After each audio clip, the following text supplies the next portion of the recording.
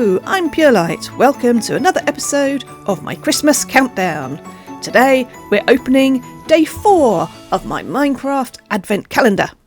So let's press the button. And we've got a shovel. Because today our build hack is all about paths and terraforming.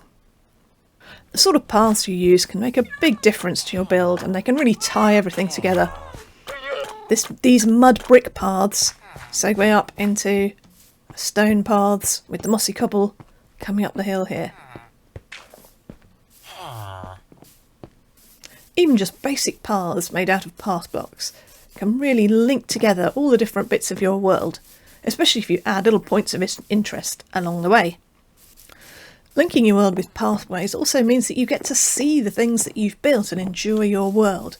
If you're just going everywhere using the Nether Hub or zooming around with an Elytra, you don't necessarily see and get reminded of all the wonderful things that you've made.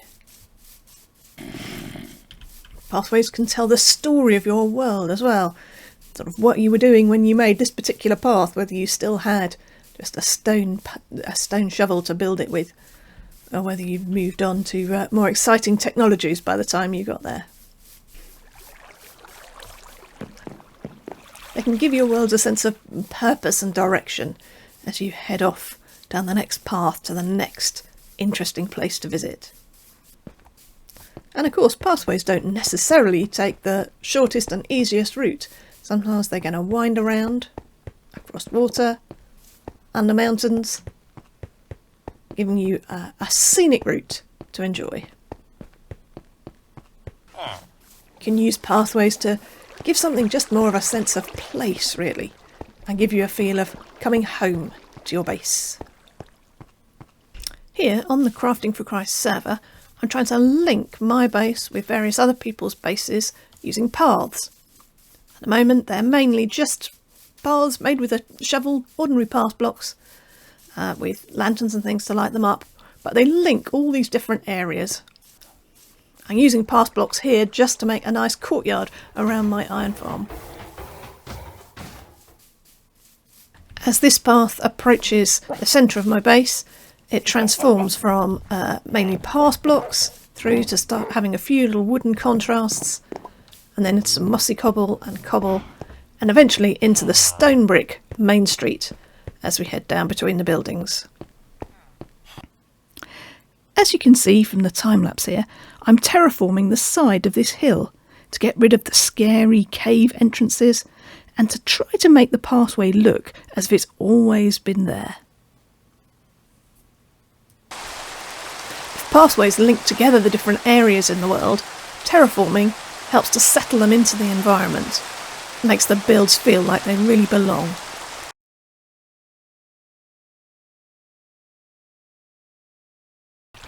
Some of the other roads and pathways here are looking some a bit more formal and others a bit more informal, as we show the different types of areas and different types of pathways that we want. This is just a temporary one up here that I've marked out with path blocks, and hopefully eventually this one is going to be another brick path leading all the way, or rather stone brick path leading all the way up to this area here where I did the terraforming. Today's Bible verse is from Proverbs. It says, "Trust in the Lord with all your heart and lean not on your own understanding.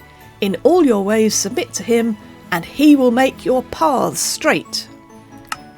To be honest, making straight paths in Minecraft would be a little bit boring, but here it's telling us that when we follow Jesus, God guides our way and makes it clear the right direction we should be going. We can trust him to lead us straight. Thanks for watching. Join me again tomorrow for the next day of our Christmas countdown. Bye!